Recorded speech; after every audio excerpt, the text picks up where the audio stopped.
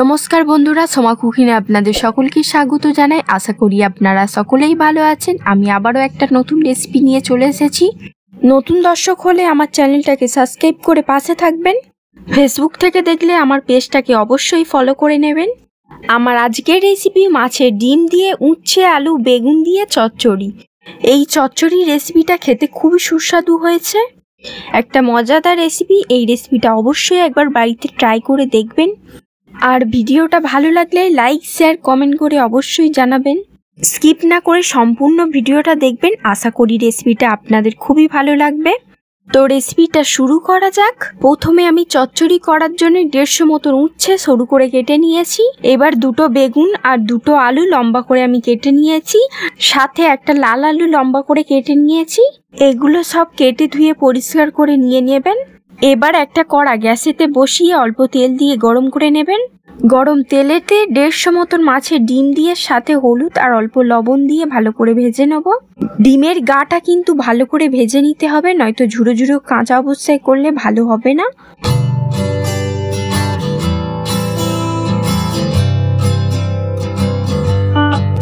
এবার ভাজা মাছের ডিমটাকে খুন্তির সাহায্যে ঝুড়ো ঝুড়ো করে নেব।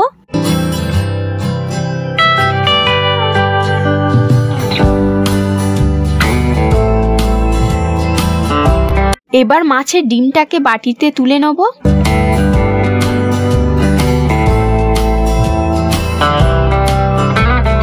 এবার উচ্ছে ভাজার জন্য কড়াতে কিছুটা তেল দিয়ে দেবো।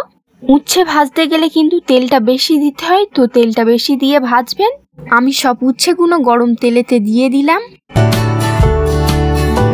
এবার উচ্ছেটাকে নাড়তে নাড়তে ভাজুন।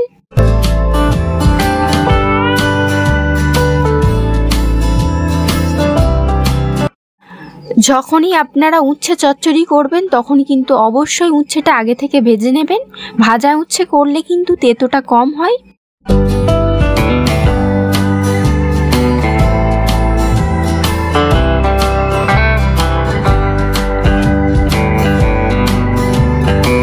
উচ্ছেটার গাটা এরম করে ভালো করে ভেজে নিতে হবে।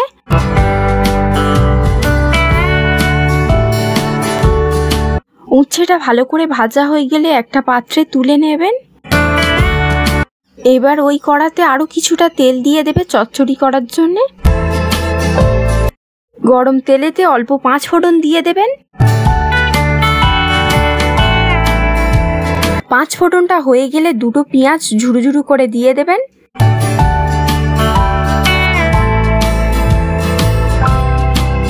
পেঁয়াজটা নেড়ে নিয়ে আলু আর লাল আলু কাটাটা দিয়ে দেবেন।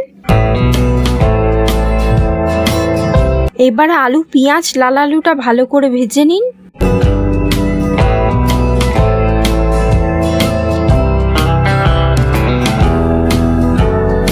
রেসিপিটা কেমন হচ্ছে আমাকে অবশ্যই একবার কমেন্ট করবেন।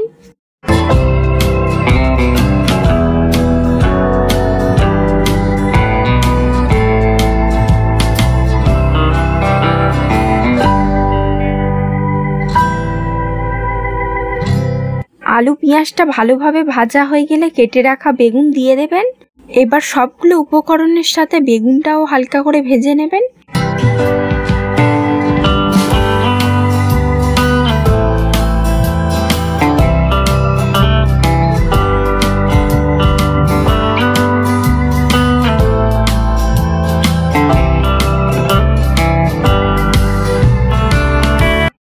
এবার হাফ চামচ হলুদ গুঁড়ো, হাফ চামচ লঙ্কার গুঁড়ো আর স্বাদ মতো লবণ দিয়ে দেবেন।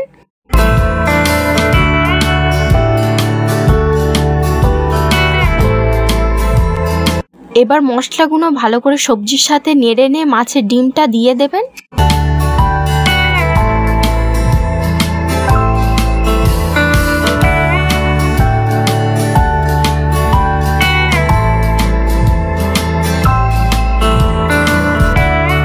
আমার ভিডিও আপনারা কোথায় থেকে দেখছেন অবশ্যই একবার কমেন্ট করে জানাবেন।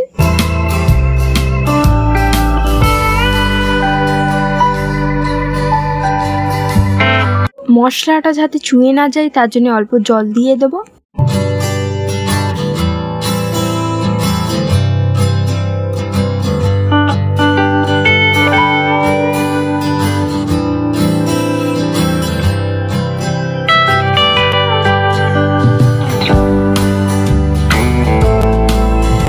এবার সিদ্ধ হওয়ার জন্য অল্প মতন জল দিয়ে দেবো। চচ্চড়ি যেহেতু শুকনো হয় তো জলটা অল্পই দেবে, বেশি জল দিলে কিন্তু অনেকক্ষণ মারতে হবে জলটা। এবার ঢাকনাটা দিয়ে কিছুক্ষণ সিদ্ধ করে নেব।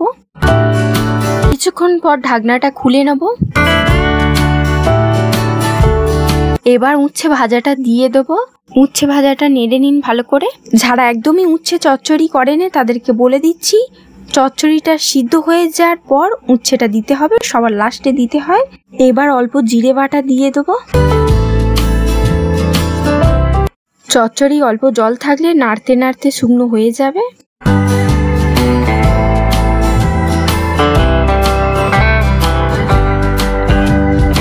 এবার আঁচটা লোতে দিয়ে হালকা ঢাকনা দিয়ে রেখে দিন কিছুক্ষণ।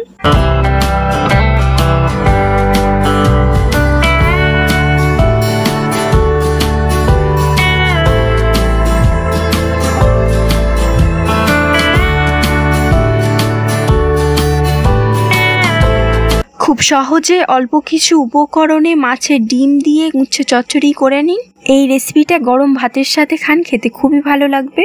যারা এরকম করে উচ্ছে চচ্চড়ি একবারও বাড়িতে রান্না করেনি তারা একবার করে দেখবেন, এতে খুবই ভালো লাগবে। আপনাদের মোটিভেশন আমাকে আরো নতুন নতুন রেসিপি তৈরি করতে সাহায্য করবে। আমার চ্যানেলে নতুন দর্শক হয়ে থাকলে আমার চ্যানেলটাকে সাবস্ক্রাইব করার অনুরোধ রইল। পাশে থাকা বেল আইকনটা অবশ্যই প্রেস করবেন যাতে আমার চ্যানেলে নিত্য নতুন ভিডিও আপনাদের সবার কাছে খুব সহজেই পৌঁছে যাবে। আমার চ্যানেলে অনেক রকম রেসিপি আছে, আপনাদের ভালো লাগলে অবশ্যই গিয়ে দেখতে পারেন। ভিডিওটা ভালো লাগলে আপনাদের বন্ধুদের সাথে শেয়ার করবেন, লাইক করবেন আর একটা সুন্দর কমেন্ট করে আমাকে জানাবেন। স্কিপ না করে যারা সম্পূর্ণ ভিডিওটা দেখেছেন তাদের জন্য অনেক অনেক ভালোবাসা রইল আমার তরফ থেকে। Thank you for watching my video. ভালো থাকবেন, সুস্থ থাকবেন, ধন্যবাদ। আজকের মতন এইটুকু। আবারও আপনাদের সাথে দেখা হবে নতুন একটা রেসিপি নিয়ে। Tata, bye bye.